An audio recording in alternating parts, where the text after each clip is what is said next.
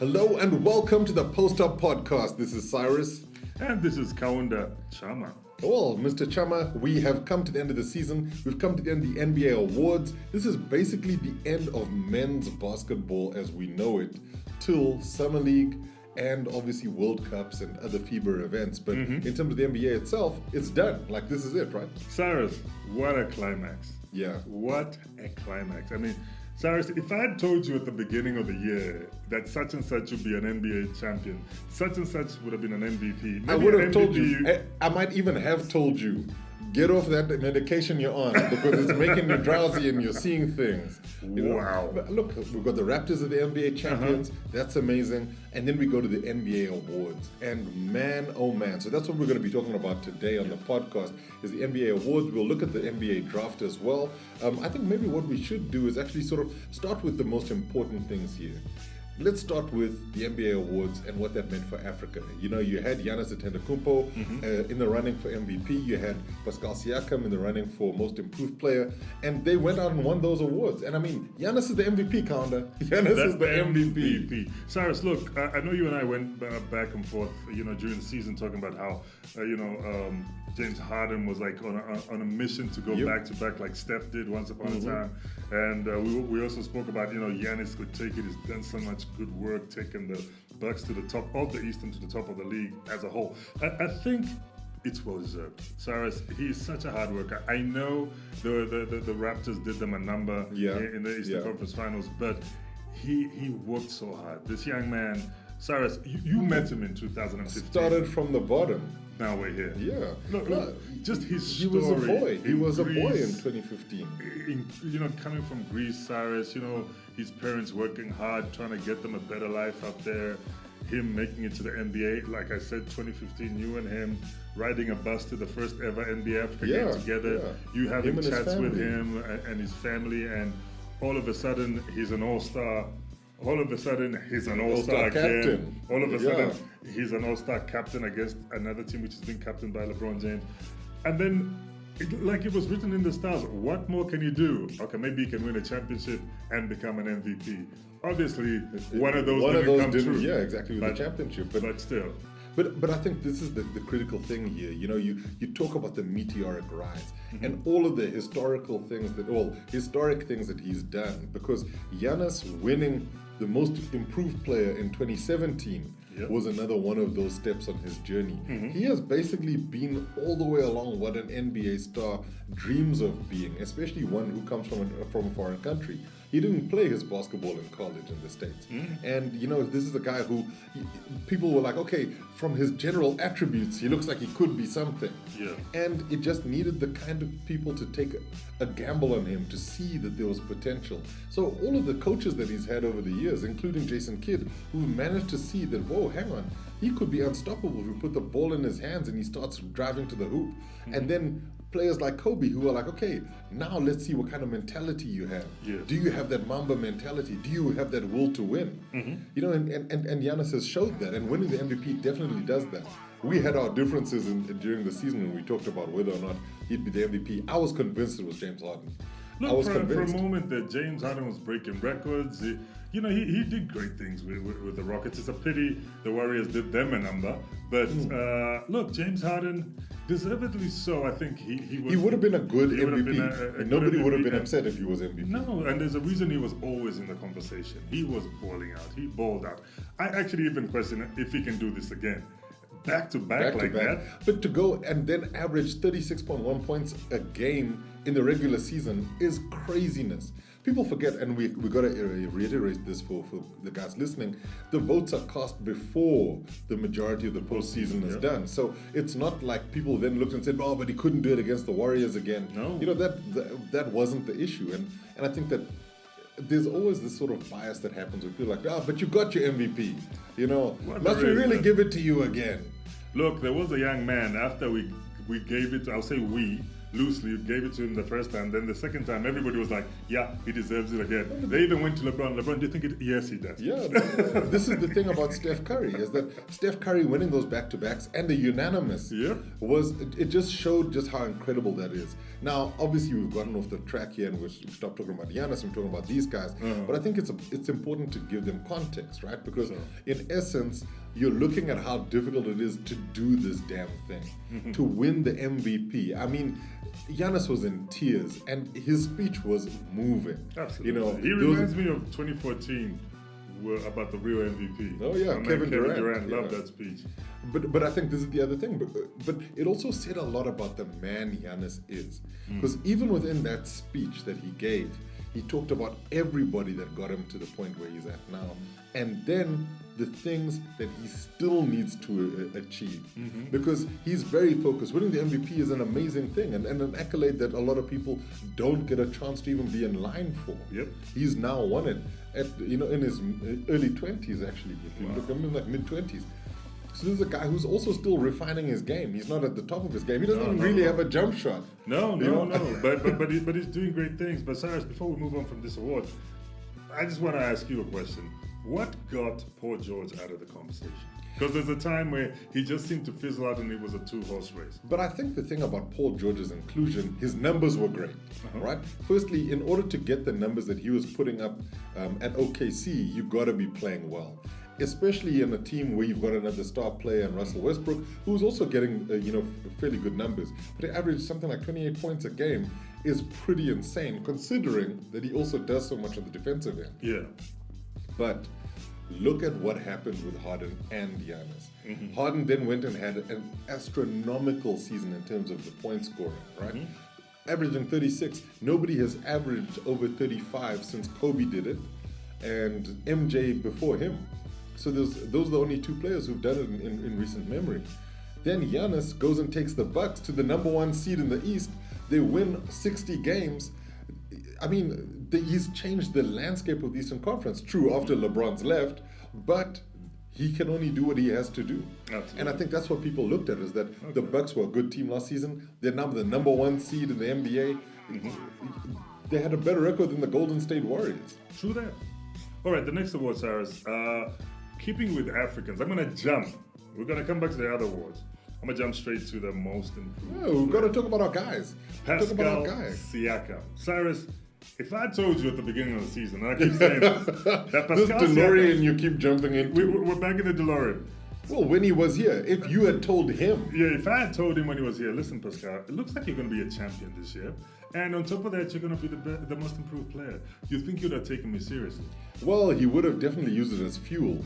However, this goes back to our theory about the NBA Africa game and the beautiful things it does for players. Because there's one thing that we never talk about the Africa game, and that's the camaraderie with the other players and the people that they bounce ideas off. And we don't know what level of coaching. I mean, look, they're not getting coached the whole season when they come here. But when they do come to the African continent, they're interacting with coaches they don't normally interact with. They're learning things about their game that other people have seen that they might not have known. And perhaps something happened here on the continent where Pascal is at home, where it was like, look, this is the extra bit you need. Well, let me remind you of something I said in our earlier podcast, right? Yeah. I was interviewing Pascal Siakam while he was here. Yeah. And I told him something that I know he probably would never remember. I wish I'd recorded this. I said, at the rate you're going to be playing better than Serge Ibaka in this season. And he was like, really? Because, he's a very playful, guy, joker guy. And he was like, really? I was like, yeah, Pascal, we watch you over here in case you think, we don't really watch you. Fast asleep. Yeah, but the way you're playing, you're on a trajectory where you're going to surpass Serge, and he's going to be coming off the bench for you. And then he just laughed it off. Well, I work hard, maybe, you never know. He's that kind of a guy. And look what happened. Most improved for a reason. The highest scoring Raptor in Game 1. It was crazy. 32 points in Game 1 of the NBA Finals. Your first NBA Finals. And this is what you do. And this is when people take their chances and they just show up. Pascal Siakam is a playful guy. He's got a great energy about him. Absolutely. Especially when, he's out there having fun. And you can see playing basketball is fun for him. And the stuff he does off the court, he spends time with his family. He's very, very chilled out. But, he's the kind of guy who's got a great head on his shoulders. his speech, his acceptance speech after winning the Most Improved Player was just a beautiful thing. He could be a statesman, I tell you that. Like he just President spoke so Siakam. well. Yeah, President Siakam. There's no reason why not. Especially when he realized, and he had to mention, his winning this is an inspiration for the kids in Cameroon and the kids on the African continent. Because his path to the NBA and his path to glory has been built off, in fact, he's trailblazed something. You get to this team, you gotta work hard. You get to Basketball Without Borders in Johannesburg. Yep. You play hard, you could get noticed by scouts. And he could have missed Basketball Without Borders, according to recent reports that I saw that, he got a call and he wasn't sure that he wanted to come through. But he had a sister who was living here. Yeah, and he was like, okay, In South I'm Africa. gonna do this. He was living in South Africa, yes. I'm gonna do this, I'm gonna go through. This was 2012. Yeah. And that was a year after another Cameroonian had come through here. Joel Embiid, yeah. You might know this guy. Yeah, Some tall guy in Philadelphia somewhere. But he comes here and he performs so well. He winds up at university in the States, and the scouts pick him up and look at this now. It's like a Cinderella story. But this is exactly it. And you know what's the most amazing thing is that Basketball Without Borders seemed to be the one central place where a lot of these kids would get the right kind of platform in order to get the exposure to scouts and then to also try and improve their game. It's not even really about the scouting. It's more about showing these kids what they can do and the things that they can learn in the environment that is provided here. But the NBA Academy in Senegal is going to become a factory. That place is already a couple of kids who've managed to get some college acceptances, and they're going to be playing in the NBA within the next 2-3 years. Wow. Somebody like Kurt Curry Wegscheider, who we've been watching a lot of, he's got a bright future ahead of him. And this is the kind of stuff that he can then look at somebody like Pascal. I mean, we might already have encountered some of the next most improved players, some of the next champions who have been in the Basketball Without Borders programs, because the path to glory is an obvious one now. Yeah. Work hard, maintain the things you got to do, and even when things get tough, make sure you power through them. I mentioned this in the postupzone.com article that I wrote, that people forget both Giannis and Pascal Siakam lost their dads in the last couple of years. Oh, snap. Yeah, I actually overlooked that. And that's why it was so emotional for them. And Pascal and Giannis bring their dads up in their acceptance speeches because this is the kind of foundation that fathers can play. And it's also one of those where when you have the right head on your shoulders, when you have the right kind of parenting and the right kind of upbringing, you don't have that as a crutch where you now go off the rails. You use that as the fuel that makes you the better player. And look at what these guys have gone on to achieve and will achieve more of. Absolutely. Anyway, Cyrus, so now we've saluted Africa. Our African brothers. I want to go to a category that's really dear to your heart because you followed this closely.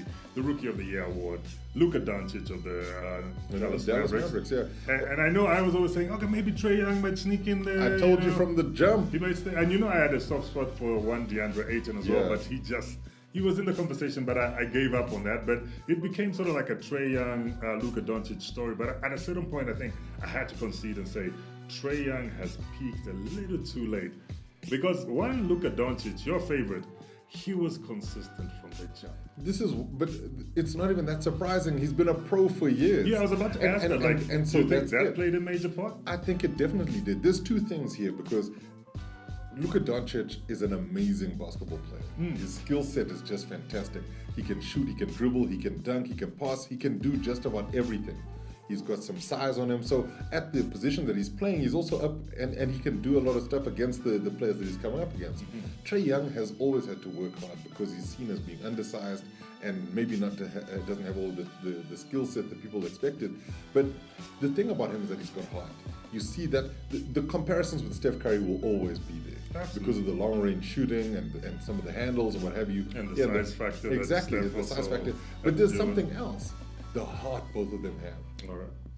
Because Trae Young has never backed down from a challenge. They've chucked the biggest guys on him and he's gone past them and scored. So I love Trae Young and I think that he's going to become one of the great players in the NBA. But Luka Doncic just seems to be a far better, a polished article now. And that's what came through this season. That when you looked at what he was doing in Dallas, it was off the charts good. No, Cyrus, that's well deserved. I cannot argue with that. I was all for it. You know, I might have been Mr. Trey Young for a while. You were like Trey Young. Yeah, I even wanted to be young. I really like you want to be young. But moving right along, Coach of the Year, Mike Budenholzer. We met this gentleman as well here for one of the Africa Games when he was the one of the coaches. I think that was when he was Coach of the Year with the Atlanta Hawks. Yes, he was with the Hawks back then. I was so excited to meet him actually because that was in 2015, if I remember correctly. Him and Brad Stevens were in the country. You met some people in 2015. Well, you know, we can't say you didn't either, but I think the thing was, interacting with these guys, you also get to see how they are. And Budenholzer also just seems lighthearted guy, loves the basketball game, and also is such a great coach because that Atlanta Hawks team that finished at the number 1 seed in the East, he then went and did the exact same thing with the Milwaukee Bucks team that didn't. In fact, the Bucks now at least have Giannis as their main star. At the Atlanta Hawks, Budenholzer was part of a team that managed to bring up the likes of Al Horford and Jeff Teague and a few of the other players there. Even our very own Dennis Schroeder. Yeah, Dennis Schroeder, amongst others. You know, Paul Millsap. So when you look at what could happen at the Bucks with the right amount of time, who is now gone to the Portland Trailblazers, you know. Wow. But anyway, you know, that trades aside, there's some other stuff happening. Yes. But I think the thing is that Budenholzer just proved time and again that yes, he might have worked under Spurs coach Greg Popovich, but he is his own man. And the way that he's learned to coach and the way he coaches his teams, he manages to get the most out of them. I mean, I think that Budenholzer is the reason why Brook Lopez looks so good today. Ooh, wow. Why has he got the fountain of youth? He not even just that, he gave him the courage to be shooting the 3 ball as consistently as he has, and he hasn't looked back. Budenholzer is a great coach, well-deserved Coach of the Year. Quick one. Mike Malone, Denver Nuggets, did great work with the Denver Nuggets. Without question. And one of our favorites, Doc Rivers, the legendary Doc Rivers, winner of the 2008 championship with the Celtics. These two, where do you think they fell short? Just briefly on. They weren't number 1 in the East, and frankly, Doc Rivers is in the conversation because when his team made changes, they got rid of players. Guys like Tobias Harris left. You know, you start thinking, man, what are they actually doing? But they still made the playoffs, and they did it fairly comfortably. Fine, they lost to the Warriors, but you know they still gave the Warriors a bit of a bloody nose in that first round. Yeah. But it's what Doc Rivers does. He managed to coach these players, get the most out of them, and then see what happens from there. Because he's also relinquished the executive side of things, where he's not in the front office. He's just out there coaching. He knows what's good for him. Exactly, and that's the beautiful thing. Mike Malone, I think, was also just perhaps a season too far. Because the other thing being that, yes, what he did with the Nuggets, if the Nuggets had finished as the number 1 seed in the West, I think Mike Malone would have won Coach of the Year. But I think it was the fact that also Giannis becoming MVP plays in Budenholzer's advantage in the sense that he coached this guy to the MVP level. Him and the Bucks then went further than anybody expected. So I love it. I love that Budenholzer is the coach. I just think they were just a little too short. But then your favorite, 6th Man of the Year award. Tell us about that, though. Cyrus. Sweet Lou Williams. Your favorite. Look, this award in recent years has been dominated by 2 guys who you know are my favorite guys that come off the bench. You got Jay Crossover. Jamal Crawford. Crawford. He's fantastic. He also wears the jersey number 11 like yours truly used to. Love him to bits and pieces. But Lou Williams, Cyrus, you talked about Doc Rivers' ability to coach players. And I think what he did with Lou Williams and putting him in the position as the leader of the second unit. I mean, he came off the bench to even shake up the likes of the Golden State Warriors. Yeah. This is the kind of efficiency this guy has. And I think he's got that experience. He comes, from a history of playing at the Philadelphia 76ers alongside the likes of Allen Iverson. So, he's not the youngest chicken in the coop, No, not at all. But that experience shows through. It definitely does. His scoring ability. His started days that may be behind him, but his scoring ability, the impact when he comes on that floor, Cyrus, the way he can attack the rim fiercely and also shoot from range, it's just fantastic. But look, Cyrus, watching him play all season. I saw Jamal Crawford fell off a little bit, and when I say fell off, I don't mean he did a disaster, but his efficiency, I think maybe it's the new team. I mean, he went to the Phoenix Suns. He is kind of closer to 50 than he was before. Yes, and there is that. But sweet Lou Williams, who's also closer to 50 than he was before. I think he was not as close as Jamal. No, but anyway, but he was head and shoulders above the rest. Without looking at anybody else, yes. But his closest compadre, I'd say, comes from the same team, Montrezl Harrell. Yeah. You watched the Clippers play this season, Cyrus. This guy was fantastic. I mean, we actually did an article and post-up about him. About Kahari Jones Jr. wrote about him. What he does off the court. But even on the court, he's such a person. Such a monster. He's been such a joy to watch as well, because his story and how he's gotten into the NBA and how hard he's had to work just to get the opportunities that he has is critical. It shows you that when you show up and you put in all the effort, the chances are going to come your way. Lou Williams was a worthy winner of the Sixth Man of the Year. Absolutely. In fact, every time he wins it, he's the best candidate for the job. But I think it's also been interesting because he did start a few games this season, and then Doc Rivers was like, look, we love you as a starter, but you don't have to start the game. No. In fact, Lou Williams was the first one to say, I end more games than I start because I am that good. Boom. And this is the thing, he's not just an impact sub, he's an impact player for the team, and he brings what he needs to, especially in the clutch. There are very few sixth men who are on the floor come the end of the game. Absolutely, and Lou Williams is one of those, Cyrus, and that's hence why he can get such accolades. Also, shout out to Domantas Sabonis from the Indiana Pacers. He has been fantastic. I think them losing... I've met him in New Orleans as well. There you go, really in more situations. We see you, Cyrus. But maybe I got the magic touch. Maybe you touch these people. But I think him losing his wingman. He was that guy's wingman in my books. But Victor Oladipo. Losing Nigerian-American guard Victor Oladipo really affected his season. But I'm glad he made this list because he's such a great player. Yeah, Sabonis is going to be one of those who's going to have a great career. He's going to be on some good teams, and he's the kind of player who could show up in a championship team. I have a feeling about him. I think he just wasn't quite there in terms of Lou Williams' range of performance for Sixth Man of the Year. But who's to say he can't become a most improved player? Because, when you come from a good season, you can always have a better season. A better season, yeah, definitely. And then Defensive Player of the Year, Rudy Gobert. Cyrus, there was a young man from Utah. Well, not from Utah, from France, but from Utah via France. Who had got some Martinique lineage as well, yeah. He had a very emotional moment when he was bypassed as an All-Star. Yeah. And some people thought it was funny because they don't understand how much hustle this young man puts into his game, how much he works on his game. And today, I am glad to say that Rudy Gobert is the defensive player of the year. I read a very interesting piece that said Rudy Gobert is the first player to be a two-time Defensive Player of the Year without ever winning an All-Star appearance. And that says a lot about where the NBA is in terms of sometimes it's all about the flash and not necessarily the substance. And I think that Rudy Gobert, if he adds maybe a little something extra to his game next season, could become an All-Star. I really think he deserves it. Look, Cyrus, this is keep it real.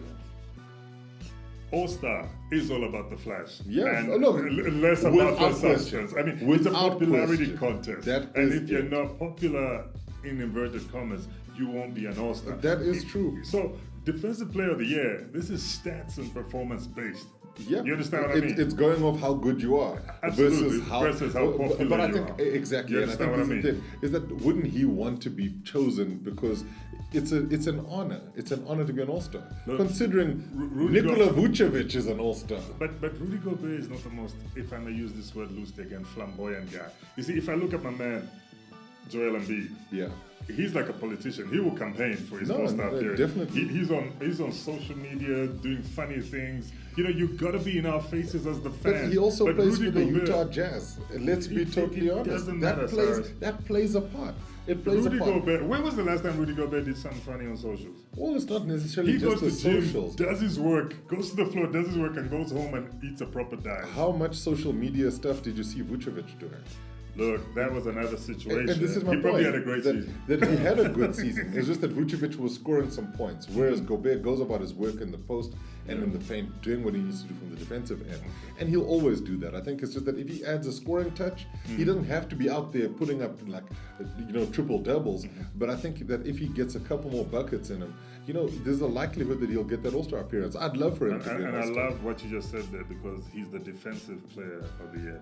And there's little to no defense played at All-Star unless your name is Giannis Yes, Antetokounmpo. who lost out to Rudy Gobert. And you're like, I don't care if it's All-Star weekend. I'm going people. in. I'm going in. It's actually really interesting that the people that Rudy Gobert beat out for defensive player are the two guys who are also up for most MVP. valuable player. Yeah. So Giannis and Paul George. But Rudy Gobert deserves it.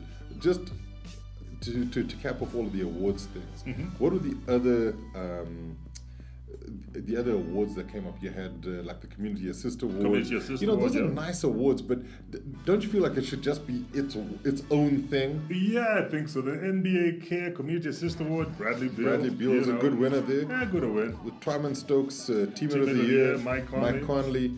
And then he was also the Sportsman of the Year, Mike Conley.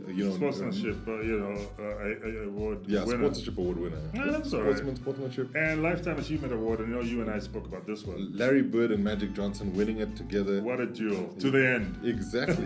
It's a beautiful, beautiful thing. Yeah. Sega and then Strong we had Award. Sega Strong Award by Robert Roberts. Yeah. No, that was... Hustle Award, Marcus Smart. Yeah, I'll give him that. He is a hustler of note. Definitely. And Moment of the Year. Yeah, now, Derrick Rose, Cyrus, I know you've been jumping down my neck on this one. He's a polarizing figure. I've been saying this is a comeback story of the ages. In terms of basketball, and specifically just basketball. Yeah, let's stick to basketball. He's had an incredible year. That 50-point game was something else. Rookie of the Year becomes MVP and almost disappears into obscurity. Is it mental? Is it physical? Cyrus, for a while, we didn't know. We just thought, okay, that's the end of Rudy Gobert. Derrick Rose, and all of a sudden he grows dreads like Samson, and he's back playing at a level that was better than before. Yeah. But we'll see. I mean, some people said he could have been Sixth Man of the Year. I don't think he did enough towards the end of the season, but I think it mainly had to do with just how much work he'd put in. But his moment of the year, scoring that 50 points, great performance. We've got to give him that. I mean, nobody expected him to be able to do that, especially at the Minnesota Timberwolves. Yeah. And after the injuries. And after the injuries that he had. And then, Cyrus, the executive of the year, John Host, Milwaukee Bucks. The Bucks have had a great season. So, big ups to them, considering that John Host also managed to get some really great deals done. Yes. I think that it's a weird thing because in most people's minds, if the awards were voted for at the end of the season, there's no other person to win that award than Toronto Raptors President of Basketball Operations, Masai Ujiri. Absolutely. Because then everything that he put on the line paid off. But at the point that this was voted for, the Bucks did the best business. Signing Brook Lopez, signing Ersan Ilyasova, signing Nikola Mirotic. Yeah. They put a great team together and they had a great run. Cyrus, they planted big trees. They did. In Milwaukee. There was a forest there. Big trees. You couldn't just go there half-stepping. And they were still hitting threes. So, it was an incredible performance from them. And I'm really happy that they won so many. And for John Horst, who's done a great job. Now, to close off the show, let's talk a little bit about the NBA draft because there's some important things that happened there, especially from an African perspective. Look, very fast. We're gonna go through the. Let's just go to the top three. Yeah. Top three. We had Zion Williamson. No surprises there. No surprises. That was the biggest talk of our time. Then Ja Morant. Yeah. We also figured he would go very high. I thought he would be most third. Most of people's consensus drafts was you number 2 at the Grizzlies because that's who they were looking for. Then RJ Barrett. The Knicks got him. I think they're very happy. I saw Spike Lee doing backflips. I think they're really happy with with that pick. Very nice. They didn't get Zion who they wanted, but they got the other Duke guy who's also a fantastic player. He's a some scorer. people say he might have a higher ceiling than Zion because of the things he's able to do. Well, let's wait and see, Cyrus. But moving they're calling him like a Dwayne Wade. Ooh, okay. This is what people are saying. They are calling Zion like a LeBron. Maybe this is LeBron and Dwayne Wade, the return. Right? Let's see. No. Going to the guy that was picked 9th. Yes. Rui Hachimura. Yeah. They say he's from Japan, but he also represents. No, Benin. He's born and raised in Japan. His dad is from Benin, so he's definitely got African blood in his veins. Yeah. And we're going to be claiming him all of the next season. No, for the rest of his career. Yeah, that's basically it, actually. Like, sorry, Rui, you thought you were going to go home and sleep. Nope. We have claimed you. Africa's claimed you, and especially when you go on to do great things. Yeah. You know, to play for Gonzaga and to do so well was fantastic. Being picked by the Wizards is also a good move because I think that he'll learn from the players who are there. Fine, you've got guys who are going through some rehab like John Wall, but Bradley Beal being on that team, you know, if he's still around, he could really help show Rui Hachimura what needs to be done, and I like him as a pick. And on the 15th pick, we had Sekou Doumbouya. Sekou Doumbouya looks like a heck of a talent. There's something about that number 15. Remember, Giannis was drafted number 15. Was he? Yeah. Now, this also, let's put another similarity to Giannis. He doesn't come from an American university. Exactly. So he brings that European flair about him. Because if you look at the way Cyrus, can you imagine? I was about to give you props here. Yeah, if you look at the way Giannis plays. Oh man, I've been getting down. The way Giannis plays is a little different. Even his Euro step is a Euro step. It's a proper Euro step. I'm expecting a little bit of the same from Sekou here, and I think he's going to do great things at the Detroit Pistons. I like that he's gone to the Pistons. I think Dwayne Casey is the right kind of coach for him, especially when you look at the kind of stuff that he wants to do. Sekou Doumbouya is also somebody who himself has preached defense. He's a defense-first kind of player. Yep. And so that's the kind of thing that you want to see the Pistons get into, and who better to learn from than Andre Drummond? Oh, yeah. But Big when you're threat. also looking at it in terms of trying to score points in the post and show that he can play as a big guy, because he's not the biggest. I think he's 6'8". Oh, that means he's not the biggest. You know, it's pretty large. Yes. Pretty large. 6'8" is pretty large. You are not even 6'5", and you're talking about. But I know what you mean comparatively. Yeah. If you look at so some of the and I other mean big it in guys terms of in he's the not NBA. Blake Griffin's size, Yeah. but he could learn a lot from Blake. That I think that Blake Griffin is the kind of guy who could really pass on a lot of knowledge to Sekou Doumbouya and show him exactly what he can do when given the ball in the right spaces. So I think Detroit's a great pick for him. I think, you know, this is a guy whose parents hail from Guinea, but having learned basketball in Europe and particularly in France, he'll have the fundamentals down. Yeah. That's the critical thing. It's not just about the flash. You'll get some of that stuff. Yeah. It's the fundamentals, and this is what you want in order to be successful. Tony Parker, Nicolas Batum, Ivan Fournier, all that. You mention all those guys, and it's all true. And Giannis, you know. And Giannis Antetokounmpo. I'm just talking the French connection. So Yeah, the French connection, Frank Ntilikina. Oh, Frank Not Ntilikina, necessarily there a you go. household name yet for the right reasons, but Frank could turn out to be a really good player in the long term. Now Cyrus right next to him, Chuma Okeke, another a Nigerian American. Yeah. So his parents are from Nigeria. Yeah. He plays really well. I think he's a guard, and he's the kind of guy. I know he's a guard, but he's the kind of guy who has showed a lot of ability with the ball in hand and also a lot of heart. Chuma Okeke is the kind of guy who could be a good player, but I think he's drafted at 16. There's something about those guys who are drafted like, you know, the sort of in between 5 and 20, where you could really get some good talent out of them. I think that we'll see something happen for him. All right. And now this is the guy I wanted to claim as a Zambian, but sadly not. Mfondu Kabengele, Congolese Canadian. Well, this is the nephew of Dikembe Mutombo. Yes. And frankly, when you've got that, he talked about how when he started realizing that he could be something, he started talking to his uncle Dikembe a lot more. Oh, wow. And then picking his brain about certain things. And, you know, he grew up in Canada. Yep. He's really just the kind of player who has got a lot of potential and is willing to learn. If he can learn from the other guys around him, also maybe hit up his uncle of, you know, but what did you do in this situation? You know, having a sounding board like that, you know, on speed dial, really helps. It's irreplaceable. It's irreplaceable. Anyway, we're running out of time, so we're gonna do a little bit of a run here. through them. And then Chikezie Opala, a Nigerian American from Stanford, went to the Phoenix Suns. The thing about Chikezie Opala, you know, clearly also Stanford, so the Ogumike connection. You know, he's a smart guy. Stanford's a heck of a university. You're not just going there for the basketball alone. In fact, he got his grades up when he went there. He had some issues around his grades and what have you. He also looks like a good prospect. I like the way he plays. The thing about Opala is that he's the kind of guy who can use his smarts on the court. So it's very interesting to see what he does.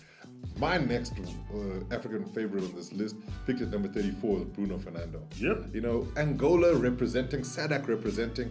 You gave me a hard time because I tweeted that. You almost got us into trouble with this. Bruno Fernando finally representing Southern Africa. Yes, Thabo Sefolosha has definitely got Southern African roots. You know, his dad is from South Africa. I'm not saying that I forgot about Dre, but I was ready for the clapback. Like, Thabo was on your side. I thought we were good. We were together even in 2016, just before I went to Angola. What gives? True. All of this is true. Captain of the African Team Africa in the African game. You know, all of those things. But I like Bruno Fernando. I like his story. I like that he comes from Angola. You know, there's a lot to be said about this boy. He's still got a lot of hard work to do because in his position, he's sort of a power forward, smallish center. There are a lot of players who've got a lot of size on him. And he's going to have to come and show that he's got more to his game than just size, that he can actually go out there. And this is a guy who played for the University of Maryland. Being at the Hawks will also help. At the 76ers will also help because they got the pick from the Hawks. But, when you look at some of the guys who come through the Sixers, Joel Embiid, there'll be people he can learn from. And I think that they want to try and make some of their draft picks work better. Now, another legacy story, Cyrus. Ball. Yeah. He's a bit of an undersized center, from Oregon. Picked by the Miami Heat. 6'10". No, I mean size as in girth. Oh, yeah, okay. Look, I get what you're saying. Oh, my bad. Meat on his bones. Yes. But the thing about Ball is he's grown up playing ball. Ooh, I see where you went there. And he's able to do a lot more with the ball in hand than other centers are. Say ball one more time. Balling. He just needs to be a big baller brand. No. And then it'll be big baller brand. Ball and big baller brand. No. Quintuple Bs. But I think the thing about Ball here is that there's more to his game than just the defensive side of it. And I think this is what people had focused on a lot. He can shoot. He can actually dribble a little bit. I think he's got the ability to get round players. So with a little bit more size, he could be somebody. And like you say, a legacy. He didn't actually watch his dad play in the NBA. He was too young. So, it's one of those where he wants to show that he can do what he can do. And staying with Sudanese picks, we got a Sudanese Canadian by Mario Shayok. Yeah. Now, late pick, 54. But you seem enthusiastic about this young man. There's something about these guys who get picked up late. He's also gone to the 76ers, where given the right circumstances, given the right environment, I think that he's the kind of guy who's going to spend a lot of time in the G League. He needs to not think about where he got selected, but about how he's going to start making the most of his opportunities. He's a big guy. He's very muscular, very solid. And I think that, a lot of these guys... Is he a Luol Deng looking guy? Just a little heavier than Luol Deng. Oh, wow, yes. So he's a little bigger bone, as some might say. But I think that he could use that to his advantage. So let's see what happens with him. I'm hopeful. I'm always hopeful. And our final African pick came at the 58th position with Olumiye Oni, Nigerian-American from Yale. Yale, Cyrus. Yale. This tells you a lot about the allure of the NBA. So, Mr. Oni, right? Both of his parents are university graduates. In fact, I remember correctly, they're engineers, his mom and his dad. I think his dad is actually a professor of engineering. Mr.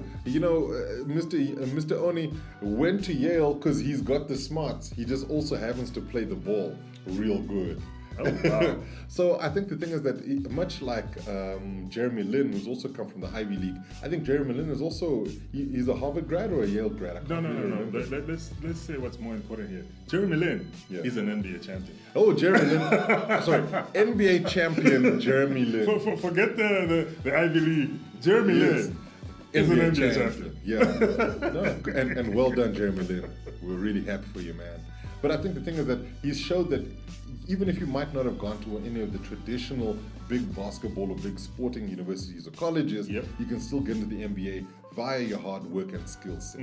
And I think that Mr. Oni, going by the nickname Miye, from Olumiye, could be somebody that the Warriors can get the most of. You know, he's not necessarily going to be blazing up the charts, but he's at an organization where they thrive on working with their youngsters to become the best players they can be. But Cyrus, you said something earlier off mic that made me feel ancient.